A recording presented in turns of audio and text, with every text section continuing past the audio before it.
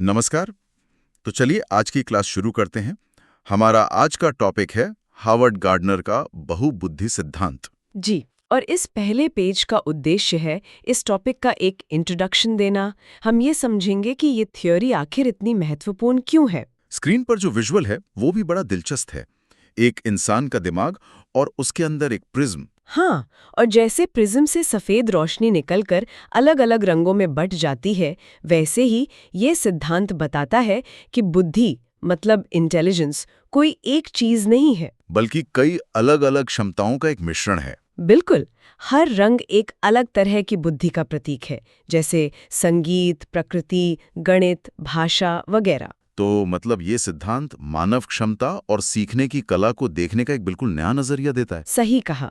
ये उस पुरानी, बहुत पुरानी सोच को चुनौती देता है कि होशियार होने का केवल एक ही तरीका होता है। चलिए तो अब अगले पेज पर चलते हैं और बुद्धि के बारे में इस पुरानी और नई सोच के बीच का जो अंतर है उसे समझते हैं। जरूर। तो अब हम पेज 2 पर है।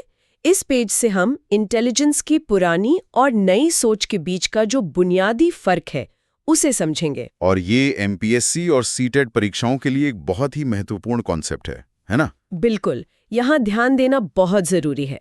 देखिए, आपके बाईं ओर एक सीढ़ी, एक लैडर का चित्र है। ये पुरानी सोच को दिखाता है। यानी बुद्धि का एक सीधा रास्ता। आप या तो ऊपर हैं या नीचे। एग्जैक्टली। और दाईं ओर एक घना रंग बिरंगा पेड़ है। ये नई सोच है, मतलब बुद्धि की कई शाखाएं होती हैं। तो पहले इस पुरानी सोच की बात करते हैं, स्पीरमैन की थियरी। हाँ, इसे कहते थे एक कारक सिद्धांत या सिंगल फैक्टर थियरी। इसमें जी फैक्टर यानी जनरल इंटेलिजेंस को ही सब कुछ माना जाता था। इसकी अवधारणा क्या थी? अवधारणा ये थी कि अगर आप एक चीज में अच्छे हैं तो आप सब में अच्छे होंगे। अगर मैथ्स अच्छा है तो लैंग्वेज भी अच्छी होगी। और इसे मापने का तरीका था आईक्यू टेस्ट, एक नंबर और बस। हाँ, और यहाँ एक एग्जाम टिप है। स्पीयरमैन का जी फैक्टर सीटेट और दूसरे टीचिंग एग्जाम्स का पसंदीदा टॉपिक है। यहाँ से एमपीएससी में स्टेटमेंट बेस्ड सवाल बन सकता है, इस पर ध्यान देना। ठीक है, तो ये तो हुई पुरानी सोच। अब नई सोच यानी गार्डनर की बात करते हैं। गार्डनर ने 1983 में इसे बहुकार्य सिद्धांत मतलब मल्टीफैक्टोरियल थियरी कहा। उनकी अवधारणा थी कि बुद्धि एकाकी सिंगुलर नहीं बल्कि बहुकार्य मल्टीफैक्टोरियल होती है। इसका मतलब क्या हुआ आसान भाषा में? आसान भाषा में इसका मतलब है समस्याओं को हल करने या सांस्कृतिक रूप से मूल्यवान उत्पाद बनाने की क्षमता। और उनका मुख्य विचार क्या था? उनका मुख्य विचार था कि बुद्धि जानकारी को संसाधित करने के लिए एक जैव मनोवैज्ञानिक क्षमता है, बायोसाइकोलॉजिकल पोटेंशियल। ये थोड़ा भारी शब्द है। हाँ, पर इसका मतलब बस इतना है कि ये एक ऐसी क्षमता है जो हमें बायोलॉजिकली मिलती है, पर उसे हमारा माहौल और कल्चर विकसित करता है। अच्छा, तो अब जब हमने पुराने और नए कॉन्सेप्ट का बेसिक फर्क समझ लिया है, तो चलो अगले पेज पर गार्डनर के सिद्धांत में बताई गई बुद्धियों को थोड़ा विस्तार से देखते हैं। बिल्कुल। अब हम पेज 3 पर हैं। इस स्लाइड में हम उन दो बुद्धियों के बारे में जानेंगे जिन्हें हमारे पारंपरिक स्कूलों में सबसे ज्यादा महत्व दिया जाता है। और अक्सर इन्हीं के आधार पर किसी को होशियार मान लिया जाता है। सही। पहली है भाषाई बुद्धि यानी लिंग्विस्टिक इंटेलिजेंस।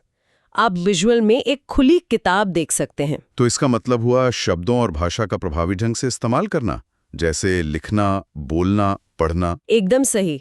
इसके करियर हो सकते हैं कवि, लेखक, वकील, पत्रकार। और इसमें कौन से कौशल जरूरी होते हैं? इसमें सिंटैक्स, फोनोलॉजी और शब्दार्थ का ज्ञान।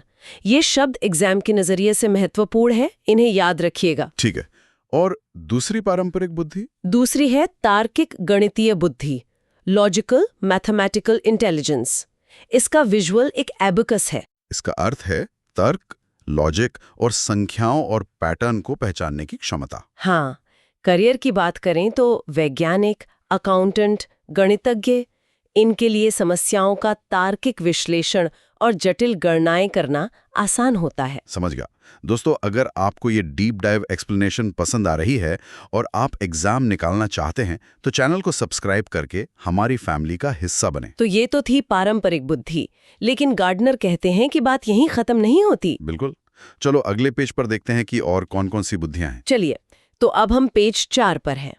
इस पेज का फोकस उन बुद्धियों पर है जो कला और शारीरिक गतिविधियों से जुड़ी हैं। जिन्हें अक्सर स्कूलों में कम आंका जाता है ना? बिल्कुल। तीसरी बुद्धि है स्थानिक बुद्धि, यानी स्पेशियल इंटेलिजेंस। विजुअल में एक आंख और एक क्यूब का आइकॉन है। इसका मतलब क्या है? दृश्यों और दिशाओं की दुनिया को समझना। हाँ, और साथ ही मानसिक कल्पनाओं को चित्र का रूप देने की क्षमता, जैसे कोई वास्तुकार, आर्किटेक्ट या कोई चित्रकार, पेंटर, यहाँ तक कि एक नाविक, सेलर भी इसी बुद्धि का इस्तेमाल करता है। ठीक है।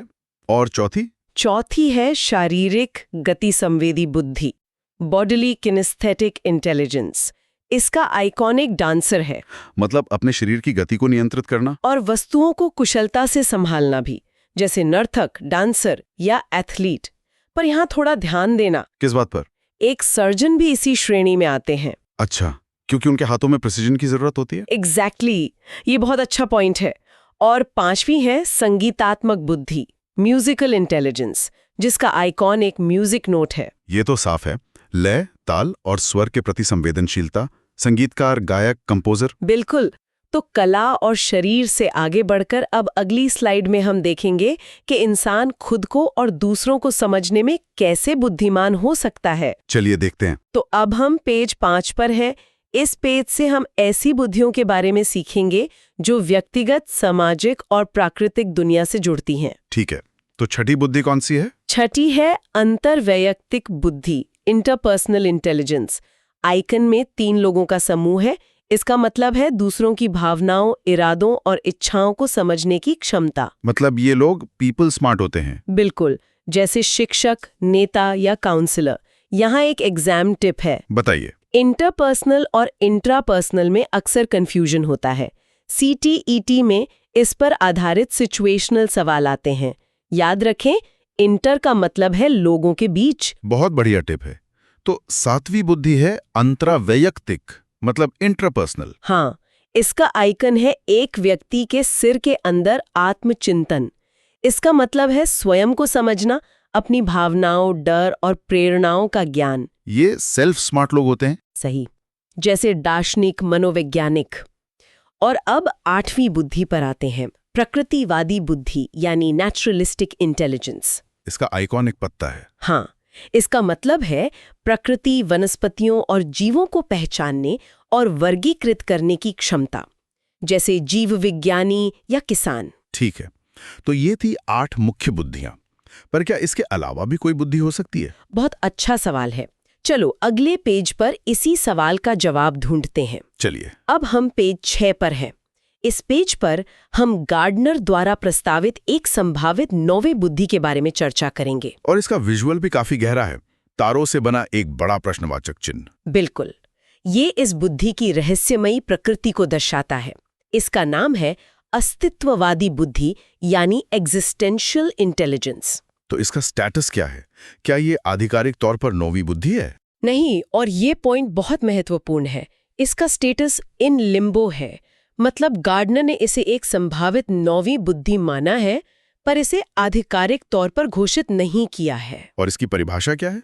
इसकी परिभाषा है जीवन और मृत्यु, अस्तित्व के अर्थ और ब्रह्मांड के जो बड़े प्रश्न, अहम बिग क्वेश्चंस हैं, उन पर विचार करने की क्षमता। ये तो काफी गहरा है।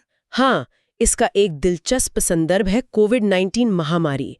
जब लोगों के पास सोचने का समय था, तब इस प्रकार की सोच में लोगों की रुचि काफी बढ़ी। तो गार्डनर का इस पर क्या कहना है? गार्डनर का कथन है कि यह दार्शनिकों और धार्मिक नेताओं का क्षेत्र है, लेकिन हम सभी कभी-कभी इन प्रश्नों पर विचार करते हैं। अच्छा, तो अब जब हमने सभी 8+1 बुद्धियों को समझ लिया है, तो अगले पेज पर देखते हैं कि ये सब एक व्यक्ति में कैसे मौजूद होती हैं। चलिए। तो अब हम पेज 7 पर हैं और इस पेज का मुख्य विचार ये समझाना है कि हर व्यक्ति का इंटेलिजेंस प्रोफाइल अनोखा होता है। हाँ, जिसे हम एक स्पाइडर वेब मॉडल से समझ सकते हैं।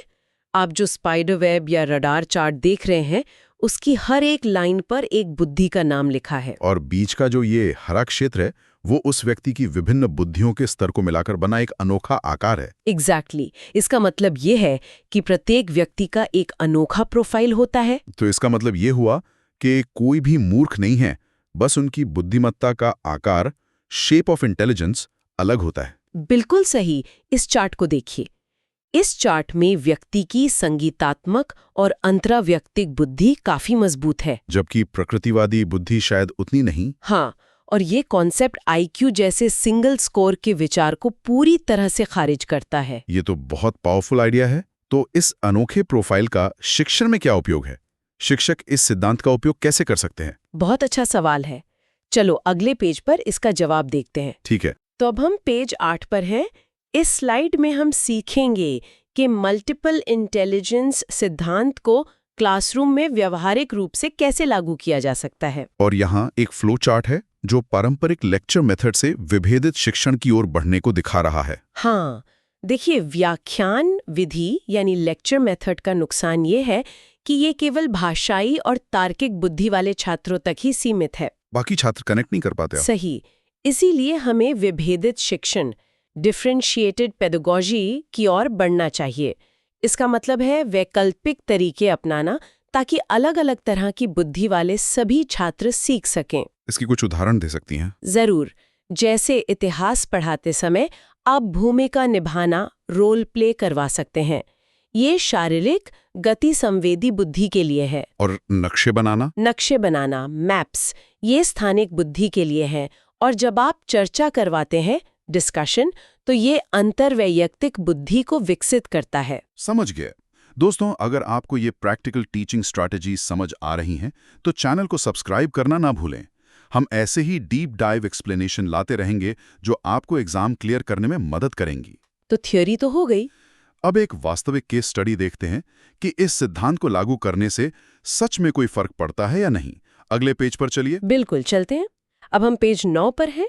इस पेज पर हम झारखंड के एक स्कूल की केस स्टडी के माध्यम से देखेंगे कि नई शिक्षण रणनीतियों का उपयोग करने से छात्रों के स्कोर पर कितना सकारात्मक असर पड़ा। और यहाँ एक बार ग्राफ है। इसमें हर छात्र के लिए 2 बार हैं। नारंगी वाला पुराने लेक्चर मेथड का स्कोर है और गहरा लाल वाला नई रणनीतियों का। जी। संदर्भ है विद्या ज्योति स्कूल झारखंड, कक्षा 8वीं, और विषय है हिंदी। अब डेटा का विश्लेषण देखिए। हाँ, मैं देख रहा हूँ कि हर छात्र के स्कोर में जबरदस्त सुधार हुआ है। जैसे अभिनव 50% से 85% पर, और सायोन साहू 80% से सीधे 99% पर पहुंच गए। वाह, ये तो कमाल है। इसका परिणाम यही है कि बहुबुद्धि रणनीतियों जैसे कहानी, रोल प्ले, लय का उपयोग करने से छात्रों की समझ और अंकों में भारी सुधार हुआ। यह केस स्टडी सबूत है कि यह सिद्धांत काम करता है। बिल्कुल। अब अगले पेज पर हम कुछ विशिष्ट व्यवहारिक रणनीतियों को सूचीबद्ध करेंगे। चलिए देखते हैं। तो अब हम पेज 10 पर हैं। इस स्लाइड का मुख्य फोकस भाषा सीखने के लिए विशिष्ट रणनीतियों को अलग अलग बुद्धियों के साथ मिलाना है। स्क्रीन पर 4 बॉक्स है जो 4 अलग अलग बुद्धियों के लिए प्रैक्टिकल टीचिंग स्ट्रेटजी बता रहे हैं। हाँ, तो पहला है दृश्य स्थानिक यानी विजुअल स्पेशल। इसके लिए आप कहानी सुनाना, स्टोरी टेलिंग और माइंड मैप बनाने का इस्तेमाल कर सकते हैं। संगीतात्मक म्यूजिकल बुद्धि के लिए, उसके लिए आप कविता को लयबद्ध तरीके से गवा सकते हैं, जिसे रिदमिक रेसिटेशन कहते हैं। अच्छा। और अंतर्वैयक्तिक इंटरपर्सनल के लिए, रोल प्ले और समूह चर्चा। जी। और अंतरावैयक्तिक इंट्रापर्सनल के लिए, अपने विचार और भावनाओं को व्यक्त करने के मौके देना। और सबसे नीचे लिखी लाइन इस पूरी स्लाइड का सार है। हाँ, कि जब शिक्षण विधियां छात्र की सीखने की शैली, लर्निंग स्टाइल से मेल खाती हैं, तो परिणाम बेहतर होते हैं। यहाँ कोई एग्जाम टिप है? जरूर। ये टेबल MPSC और CTET दोनों के लिए बहुत महत्वपूर्ण है। सीधा मैचिंग टाइप सवाल बन सकता है, जैसे रोल प्ले किस बुद्धि से संबंधित है। समझ गया। हर सिद्धांत की तरह इस सिद्धांत के भी कुछ आलोचक होंगे। चलिए अगले पेज पर इसकी समीक्षा और सीमाओं को समझते हैं। हाँ, बिल्कुल। अब हम पेज 11 पर है। इस पेज पर हम गार्डनर के सिद्धांत के खिलाफ दिए गए तर्कों और उसकी सीमाओं को समझेंगे। विजुअल में एक मैग्नीफाइंग ग्लास से मस्तिष्क को देखा जा रहा है, जो इसकी वैज्ञानिक जांच को दर्शाता है। सही। तो पहली आलोचना है न्यूरोसाइंस से जुड़ी। मस्तिष्क अनुसंधान में इन अलग अलग बुद्धियों के लिए कोई अलग अलग भौतिक क्षेत्र नहीं मिले हैं। मतलब दिमाग में कोई म्यूजिक एरिया या मैथ एरिया नहीं है। एग्जैक्टली। और दूसरी आलोचना है मापन, मेजरमेंट को लेकर। इसे IQ की तरह मानकीकृत तरीके से मापना बहुत कठिन है। तो आलोचक इसे बुद्धि नहीं मानते? नहीं, आलोचक इसे बुद्धि के बजाय कौशल, स्किल या प्रतिभा, टैलेंट मानते हैं। तो इस पर गार्डनर का बचाव क्या है? गार्डनर का बचाव ये है कि ये एक पूर्ण वैज्ञानिक मानचित्र नहीं है। ये शिक्षा के लिए एक उपयोगी ढांचा है, एक फ्रेमवर्क है। मतलब इसका उद्देश्य छात्रों को लेबल करना नहीं है? बिल्कुल नहीं, बल्कि बेहतर शिक्षा का रास्ता दिखाना है। ठीक है, इतना सब समझने के बाद आइए एक अंतिम तुलना करते हैं गार्डनर और स्पीयरमैन के सिद्धांतों की। अगला पेज देखिए। जरूर। अब हम पेज 12 पर हैं। इस पेज का मकसद एक टेबल के जरिए गार्डनर और स्पीयरमैन के सिद्धांतों की आमने सामने तुलना करके सभी कॉन्सेप्ट्स को समेकित करना है। और ये टेबल बहुत साफ है। पहले कॉलम में विषय, कैटेगरी है और आगे दोनों के विचार दिए गए हैं। हाँ, तो पहला पॉइंट है सिद्धांत। स्पीयरमैन का जी कारक बनाम गार्डनर की बहुबुद्धि 8 से ज्यादा प्रकार की। दूसरा है दर्शन। बुद्धि एक है, सिंगुलर, बनाम बुद्धि बहुआयामी है, मल्टी डायमेंशनल। सही। तीसरा है फोकस। स्पीयरमैन का फोकस सामान्य संज्ञानात्मक क्षमता पर है, जबकि गार्डनर का फोकस व्यक्तिगत ताकत और क्षमताओं पर है। और आखिरी है अनुप्रयोग, एप्लीकेशन। मानकीकृत परीक्षण, स्टैंडर्डाइज्ड टेस्ट्स बनाम व्यक्तिगत शिक्षण, पर्सनलाइज्ड लर्निंग। बिल्कुल। यहाँ एक रिवीजन टिप है, परीक्षा से पहले इस टेबल को जरूर देखना, सारे मुख्य अंतर स्पष्ट हो जाएंगे। बहुत उपयोगी है ये। चलिए अब हम अपने इस अध्याय के अंतिम पेज पर चलते हैं और इस पूरी चर्चा का निष्कर्ष देखते हैं। चलिए, तो हम अपने आखिरी पेज 13 पर है। इस आखिरी स्लाइड का संदेश बहुत ही शक्तिशाली है कि हमें बच्चों की क्षमता को एक नंबर या लेबल में नहीं बांधना चाहिए। कोशिश करते बंदर को देखते हुए दिखाया गया है। ये उस प्रसिद्ध कहावत को दर्शाता है कि यदि आप एक मछली को उसकी पेड़ पर चढ़ने की क्षमता से आंकेंगे तो वो पूरी जिंदगी खुद को मूर्ख समझती रहेगी। एग्जैक्टली। और यहीं पर गार्डनर का मुख्य उद्धरण आता है। महत्वपूर्ण ये नहीं है कि आप कितने होशियार हैं, हाउ स्मार्ट आर यू, बल्कि ये है कि आप किस तरह से होशियार हैं, हाउ आर यू स्मार्ट। ये इस पूरे सिद्धांत का सार है। जी। ये शिक्षकों और अभिभावकों के लिए एक सीधा संदेश है। हमें हर बच्चे की विलक्षण योग्यताओं को पहचानना और उनका पोषण करना चाहिए। और अंतिम विचार ये है कि हमारा काम छात्रों को लेबल करना नहीं है, बल्कि उनकी अनोखी शक्तियों को पहचान कर उन्हें विकसित होने का माहौल देना है। तो हम अपने श्रोताओं के लिए ये सवाल छोड़ जाते हैं, अगर ये सिद्धांत बच्चों को अपनी पूरी क्षमता तक पहुंचने में इतनी मदद कर सकता है, तो हमारे स्कूल, कॉलेज और यहाँ तक कि हमारी नौकरियां भी क्यों आज तक मुख्य रूप से सिर्फ एक या दो तरह की होशियारी को ही पुरस्कृत करती हैं? ऐसे ही नवीनतम वीडियो के लिए चैनल को लाइक, शेयर और सब्सक्राइब करें। धन्यवाद।